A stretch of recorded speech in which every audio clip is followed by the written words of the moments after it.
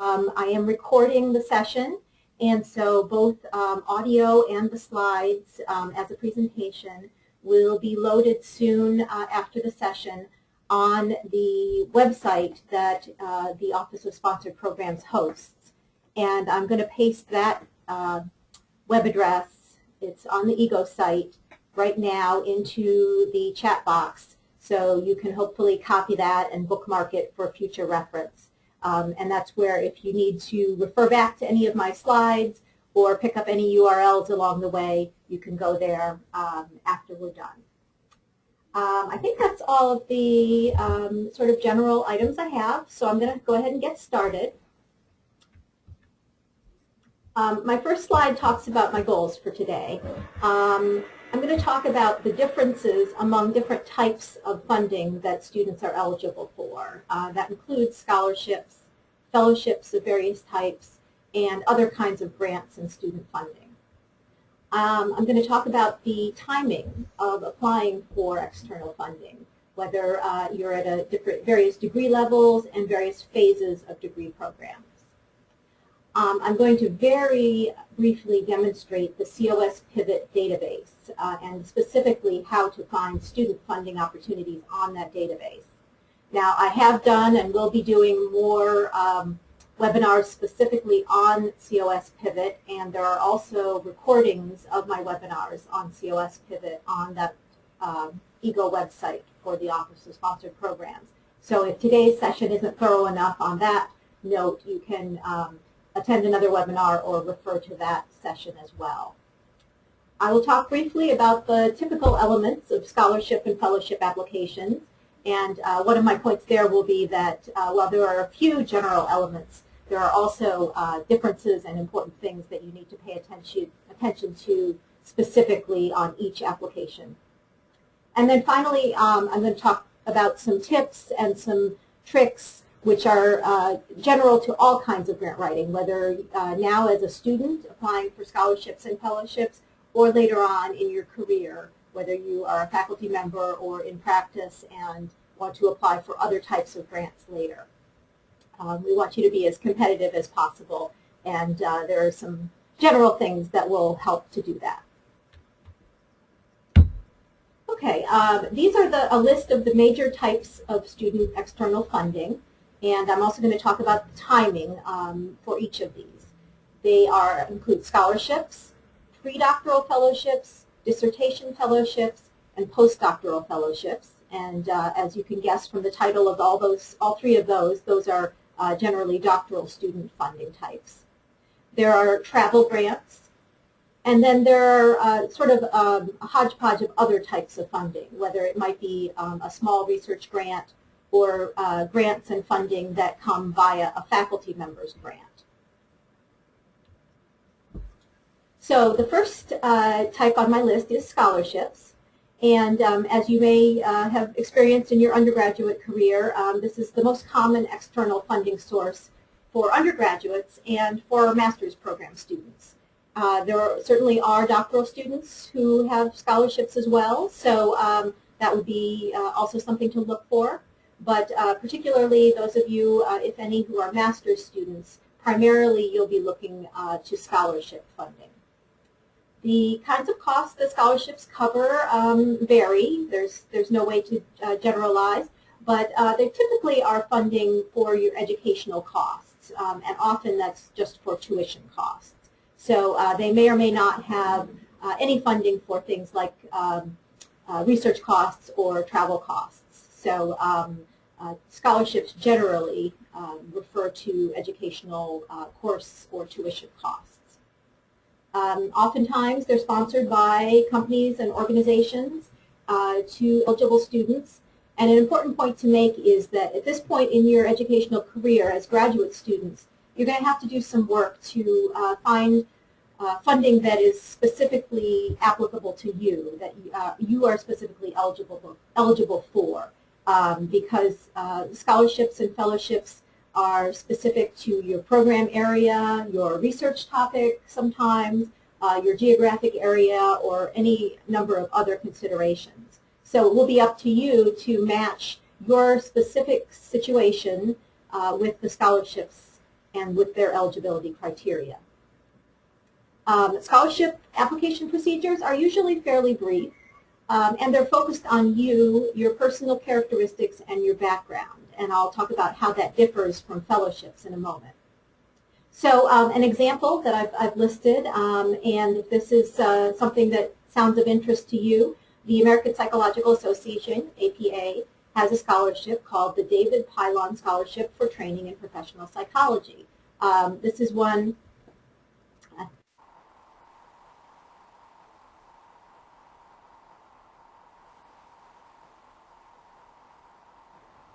Okay, is anyone hearing me again?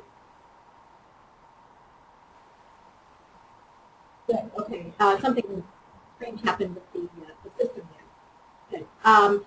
I'll go back one step. I don't know how much got lost, but I wanted to mention the application process, which is focused generally on the applicant themselves as opposed to anything about their specific work. It may sometimes cross over, but generally it's the student or the applicant's personal characteristics and background that are of interest. And the example that I've given is also an example that I sent out by email to, I think, all students, the American Psychological Association's David Pilon Scholarship for Training in Professional Psychology, which is a $1,500 cash scholarship to, I believe it's generally one student a year. And this is just an example. There are plenty of others. And the other thing that is important to know about scholarships and all the types of funding I'm talking about is that they are part of a competitive process. So when I say there is one scholarship, that really means there will be one from all the applicants nationally. So in addition to doing some work to identify what you are eligible for, you'll also have to do some work to make sure that your application is as competitive as possible. So that's an overview of scholarships. Predoctoral fellowships, for any of folks on the webinar who are in the beginning stages of a doctoral program, predoctoral fellowships generally refer to the early phases of your doctoral program, particularly pre-dissertation. And I do realize that at the Chicago School many people start their dissertation very early, but if you are in the first year or two of your program, a predoctoral fellowship is probably the type of funding that you would be applying for. Predoctoral fellowships, unlike scholarships, often provide a stipend in addition to tuition, and sometimes other costs as well, things like travel to conferences or purchase of equipment like laptops. It varies from fellowship to fellowship, but there are other types of costs that can be funded. Foundations sponsor predoctoral fellowships, so do major federal government agencies. And again, this is dependent on your program and now very much on the research area that you're focusing on in your doctoral program. Again, in contrast to scholarships, the application process is going to be more extensive, and it's going to focus both on the student or the applicant's previous background, but also on your plans for future work, and particularly your research or your career focus. So an example here is the National Institutes of Health NRSA predoctoral fellowships. This is a very generous fellowship and also a very prestigious one. It provides tuition and a stipend, which is currently up over $20,000, and can provide up to 5 years of support. So as you can see, that's a fellowship that will provide quite a bit of support for a doctoral student in particular research areas of interest to National Institutes of Health.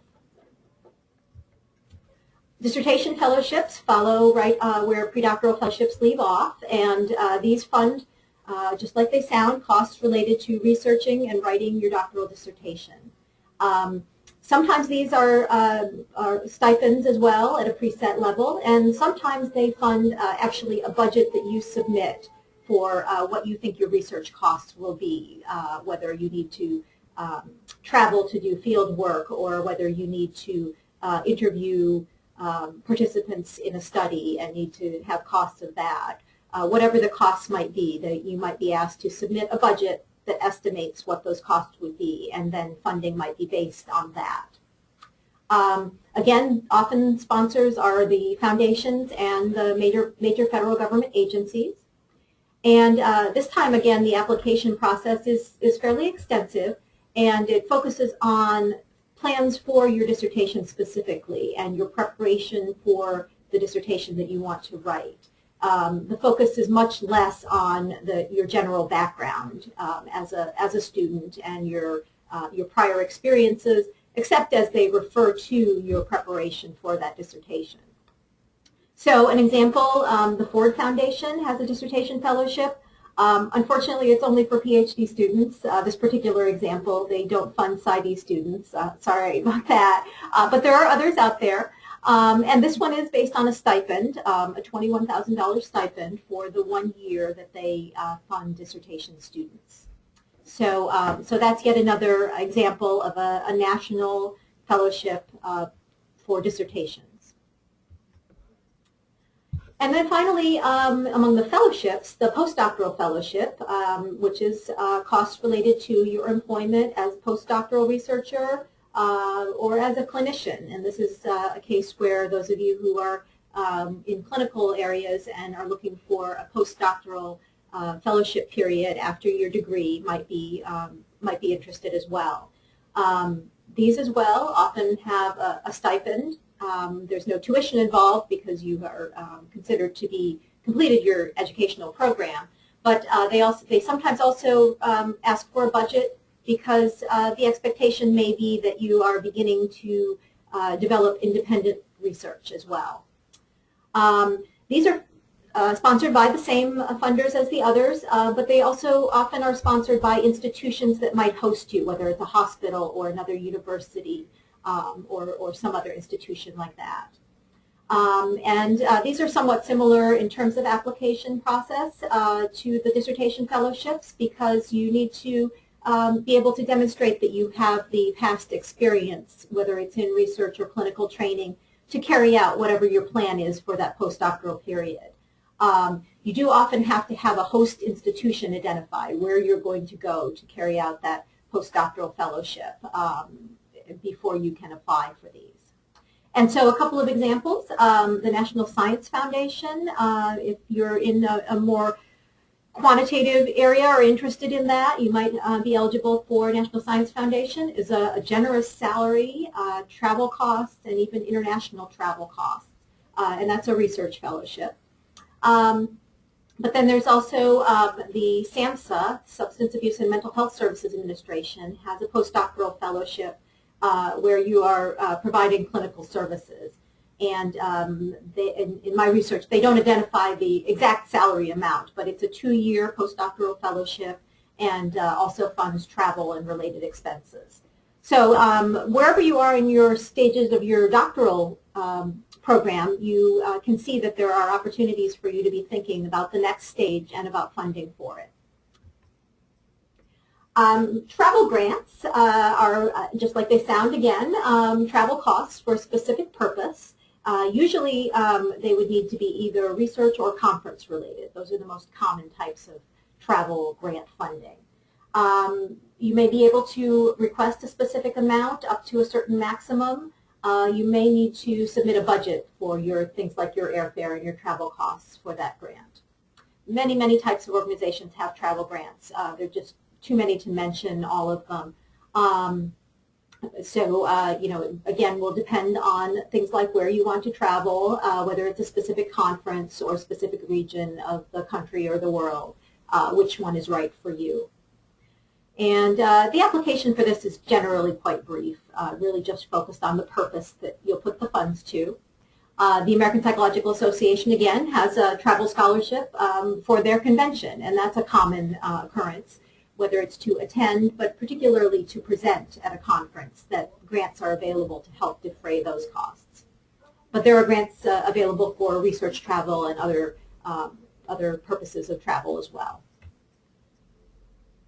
And then finally, just briefly, some other type of grants. Some of them I would consider hybrids of some of the other types. There may be some small research grants that support both your travel and some research expenses.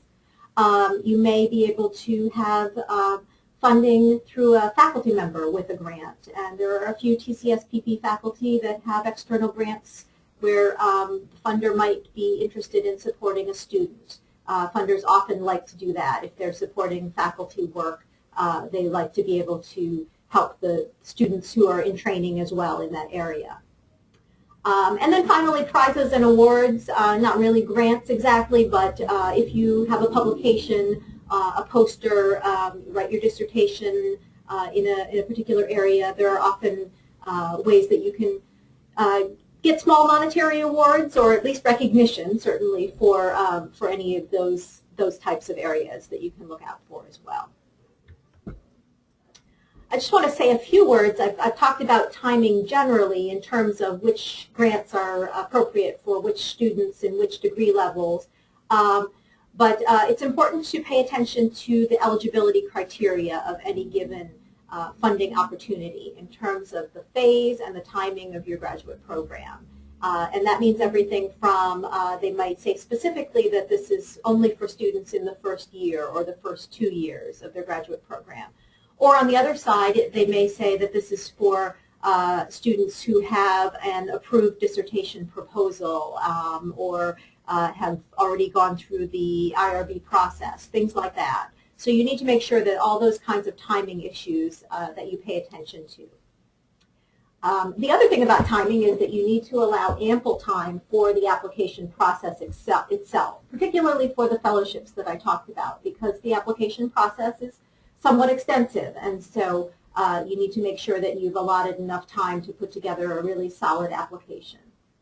You also need to be aware that some fellowships and grants in general have a long time between when you submit the application and when you would actually receive the money. So, for example, the U.S. federal government, for the most part, has about a 4 to 6 month review process. So that means if you submitted a proposal tomorrow on March 1st, the soonest that you would receive a notice of funding would be somewhere in the range of July to September. So you wouldn't have access to any money before that.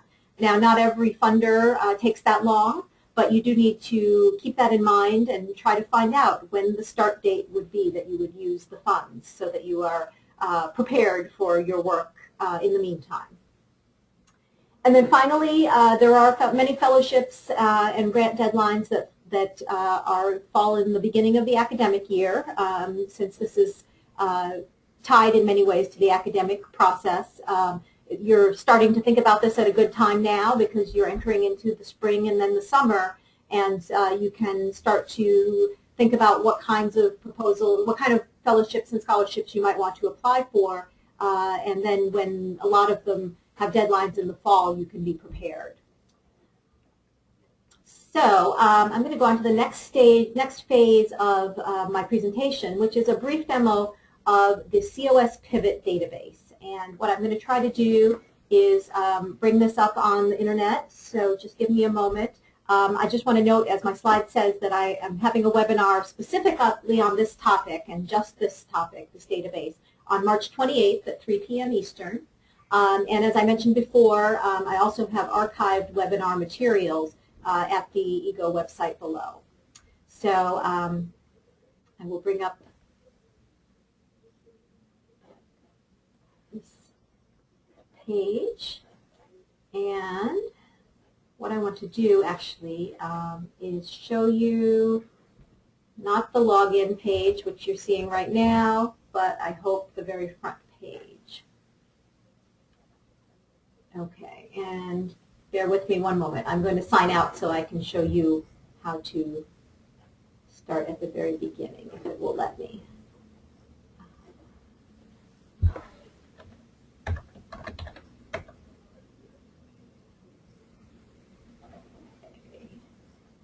Doesn't seem to be letting me. Let me explain. I'm going to go back to my front page. Okay. What you're seeing now is the front page of the COS Pivot website. And what I wanted to show you before this was just very briefly that you, how you all would go about getting an account with COS Pivot. You would not see a page that looks like this when you go to the Pivot website, pivot.cos.com. You would see here in the top right corner a link for sign up. And that's what you will want to do, is sign up. It does not require any cost of you. The Chicago School pays the subscription for this website. But you do need to go and sign up, enter your name, your email address, and a password of your choice.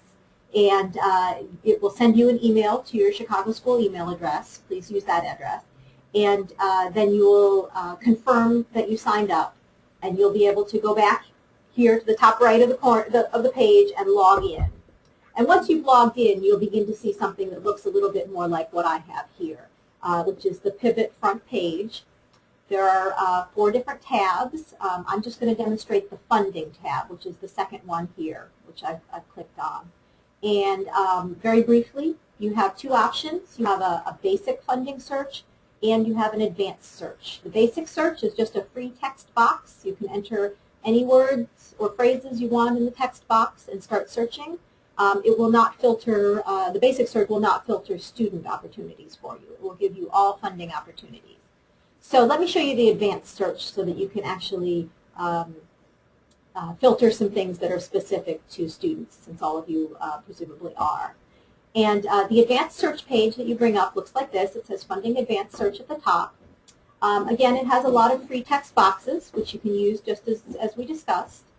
And then it has a number of filters at the bottom here, everything from amount to deadlines to activity location, citizenship, and so on.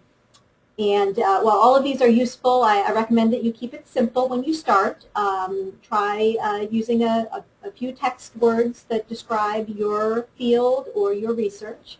And then you want to look specifically under the filters for funding type and for requirements. And funding type is where you'll see the different types of things that can be funded. For example, dissertation fellowships will appear if you select the dissertation or thesis box and look for keywords that relate to you. You also have some other options. Postdoctoral awards, postdoctoral fellowships will appear there, prizes, and then training, scholarships, and fellowships is yet another option. So, so those give you some options to look at specific types of funding. And then the other filter that I'd like you to select is under requirements. And this is an eligibility requirement. Since you're graduate students, you'll want to select the graduate student checkbox to filter all of the opportunities that you are eligible to apply for as a graduate student.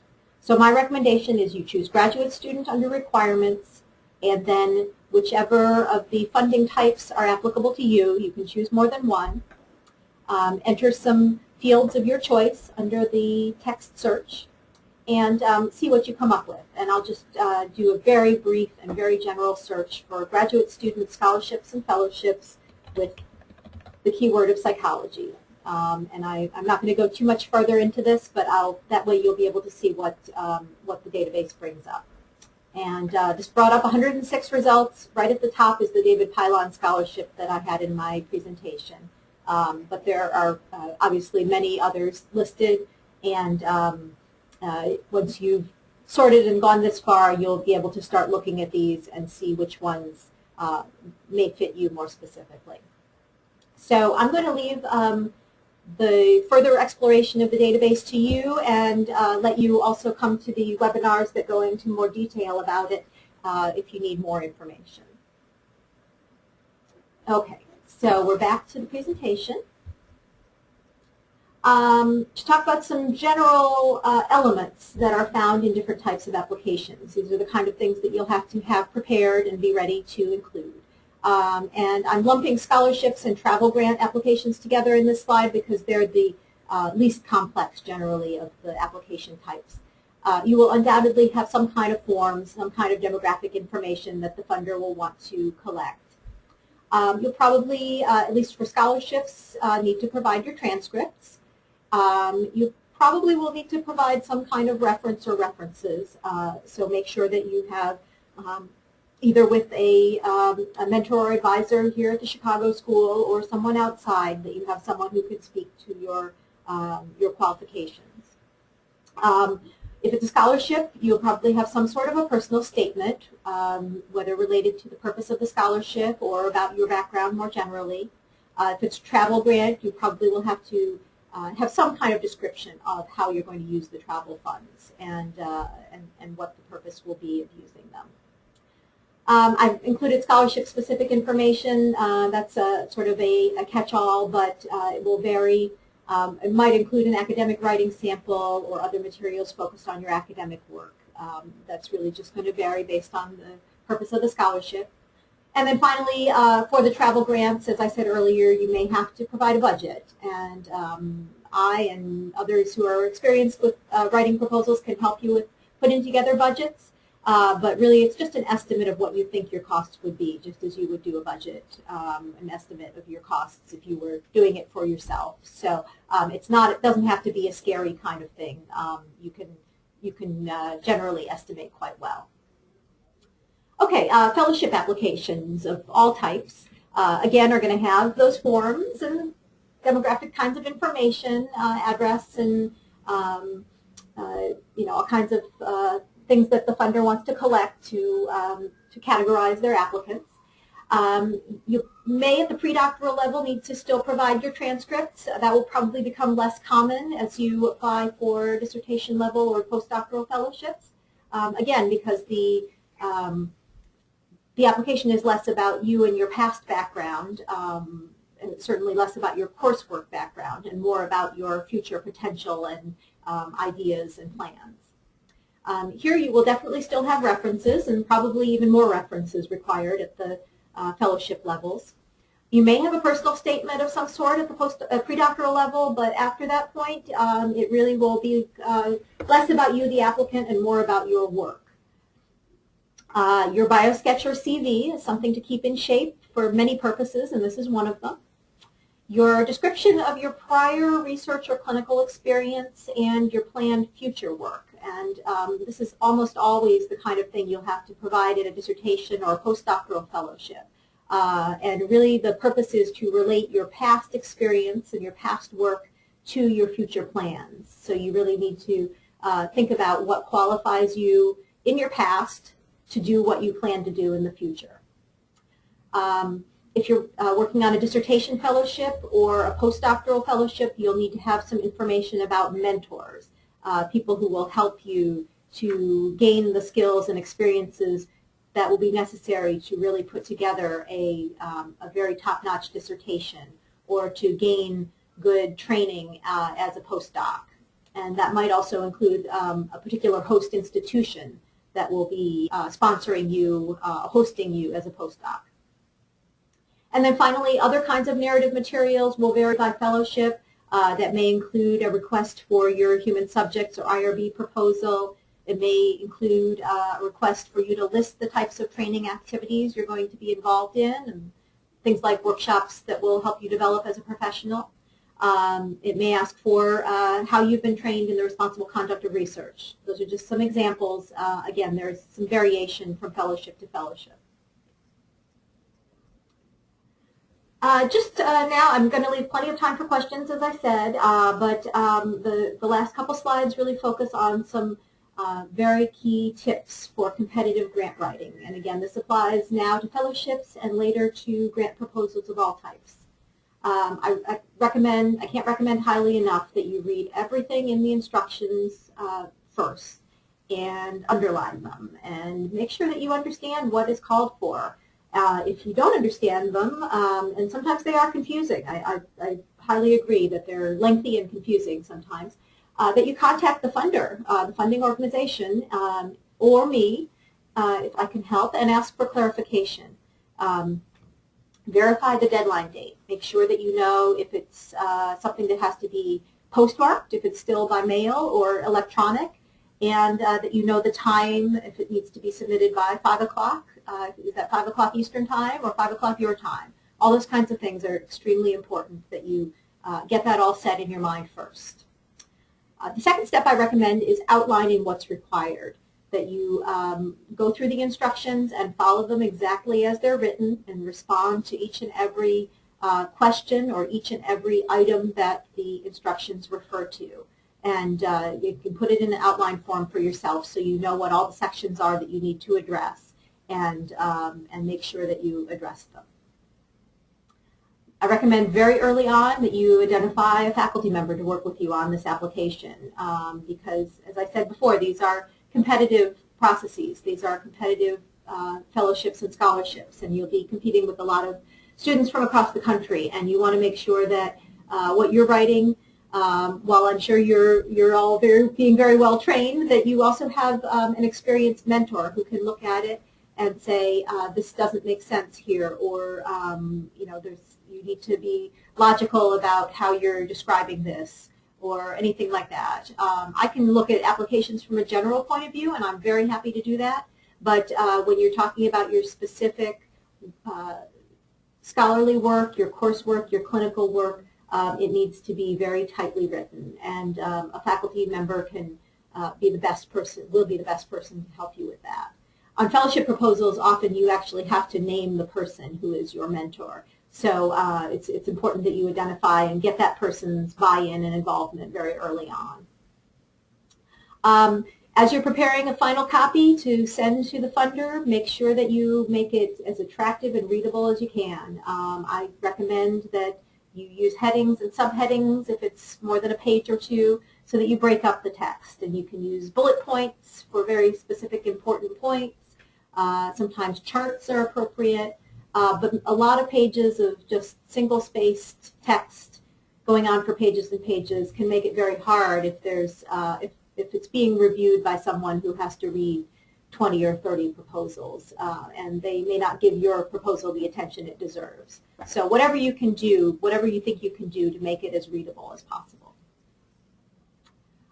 Going back sort of to making your proposal as competitive as possible and having someone work with you is write it in simple English and don't use too much jargon. Obviously you want to use the appropriate terminology of your field, but it's good to have someone from outside your field read it, and that might be me, that might be a friend or a family member, to test that it's clear, that it indicates clearly what you're planning to do and what you've done in the past. For proposals where you have a budget, it's important that it's justified, that you don't put a cost in a budget that where it isn't clear how you're going to use that money, and that it's unreasonable for the cost that you're planning to incur. So it's important that you have a good sense, a good estimate of what airfare will cost, for example. Or if it's a research project, that if you have costs for participants in your budget, you better make sure that the research project sounds like participants will be involved, because obviously the funder is going to be very surprised to fund you for participants if your project doesn't sound like it uses them. So make sure that everything is connected between the budget and the application or the proposal narrative. Just make sure that it's neat and clean, no typos. Again, have multiple readers. Don't be the only person who reads your application, because you're so close to it, it's hard to miss things like typos. Make sure that if you need to send multiple copies or need to send it to multiple people, that you're doing all of those instructions just as requested. If it's a paper copy and it needs to be bound, make sure you've got all that under control. If you have to send an electronic proposal, make sure you know if it needs to be in PDF format. Okay, I think you might have been lost again. Hopefully everyone hears me again now. I apologize, I don't know what's going on with the audio here. But I was just indicating that you need to be very careful about your format, electronic formats included. And then read your proposal one more time. Don't be the only person to read it, but do make sure you've read it multiple times, and make sure you and someone else have really looked at it closely before you submit. Okay, I've left probably 20 minutes or so for questions. I do have, again, my email and phone number up. So really what I hope that you'll take away from this is that there are many, many types of funding out there, and that there will be something that can be helpful to you. The most important thing is that you get started. Don't be frightened by the task, but also don't underestimate it. That you are now at the graduate level. It does require some effort on your part to find the right funding and to convince the funder to give the funding to you. So the most important thing you can do is start using the COS Pivot database, start looking at the different types of funding that are out there and finding the right thing for you. Once you think you have identified some things, come to me and let me know, and I'd be more than happy to help answer any questions, help review drafts of proposals, all that kind of thing. So I'm going to stop now and wait for any questions that you might have. Those of you who don't have any questions now are welcome to sign off or to stay on and listen to the answers. And of course, if questions come up later as you work through this process, please let me know. I'd be happy to take them then as well.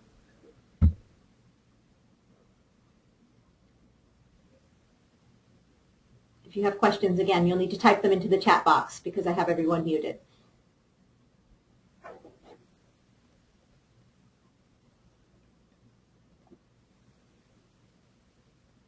Okay, family income yearly. No, not generally for these scholarships, although, you know, again, I'm never going to say never because there are so many different types. But this is not the same as federal financial aid.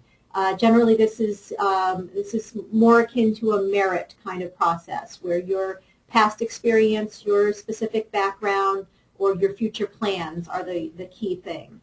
So, so by and large, family income is not a criterion, or even it's not an eligibility criteria or an issue in this type of funding.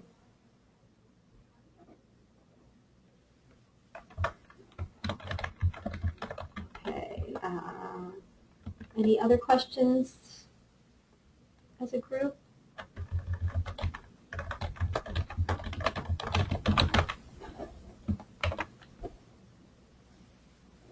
Okay, let's see.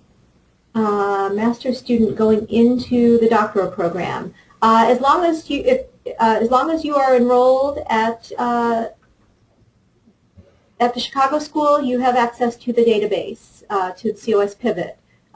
So if you are a master's student now and have a, mainly it's by your email address that you can use to set up the account. So I don't think that should affect you. For any of you who are concerned about that, the database is available to all students, faculty, and staff at the Chicago School. A way to know about a specific topic, empowerment for an ethnic group or LGBT. With the database that I showed you, I used the word psychology, but what you would want to do then is to experiment and use some keywords. You might use the word, in your case, empowerment, or you might use the specific ethnic group name or LGBT, and see what comes up. This is something that you know may take some trial and error to find the right way to phrase it. You may also want to try some general terms as well, and think of some other ways of describing your topic, because there may be specific, very specific targeted fellowships in a particular area, or they may be under a more general heading.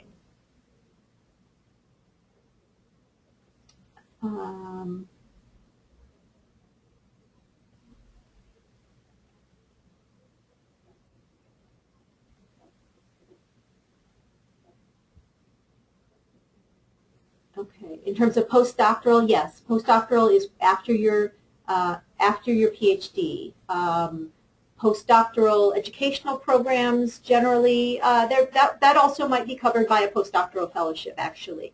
If there's a further program or certificate that you are going to be studying in after your doctorate, postdoctoral fellowship may cover that period as well. any kind of training and experience developing you further as a professional after your doctorate.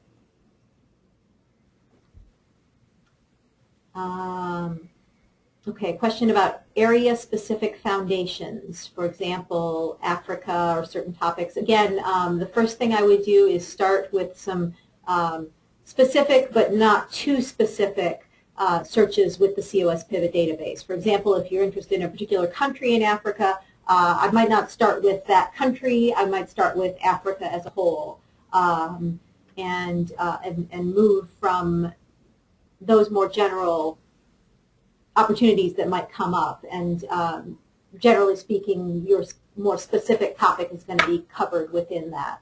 But these are all, as you get into the database, we can try to help you further.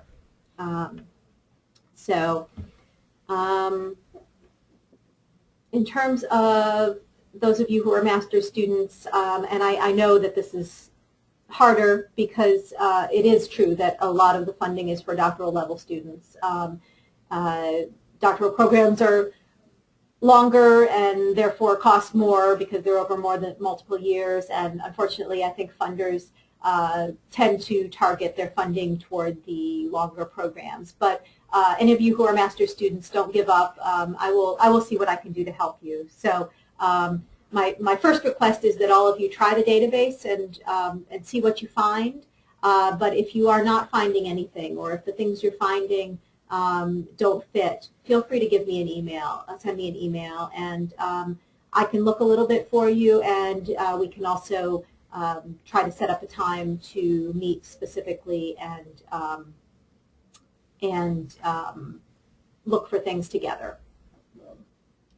This is a new database. We've just had it since the summer, so I know that there are students using it, and we have not had a program to help students get scholarships in any kind of mass way before, to my knowledge. I've just been here since last February, so we have not had a lot of students applying for scholarships of these types yet. I would love to be able to tell you that we've had lots and lots of students being successful, but you can't be successful in getting a scholarship until you apply, and I haven't worked with very many students yet who have applied. So it's most important that you start the process. Those of you who have shown interest by being here today, again, try the database and see what you find, and I hope that you'll find something right away and we can start working on it. But if not, then let me know that, and send me a little bit of information about you and your specific phase of your program and your focus area, and I'm happy to see what I can do to help as well. Any other questions?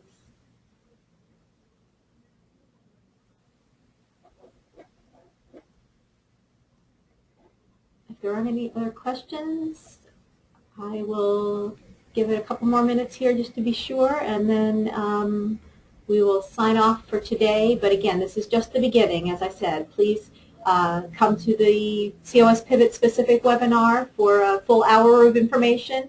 I'm also going to be doing a webinar on a little bit more detail about the grant writing process that may be of help to some of you. But most importantly, let me know as you get started if you have trouble finding anything, or if you find something that you want to apply for, I can help you with that as well. So I think that no more questions are coming in, and I will just say thank you all for being here today, and please feel free to refer back to the webinar online, and I will hopefully be hearing from all of you soon as you begin this process. Thanks very much. Have a great afternoon.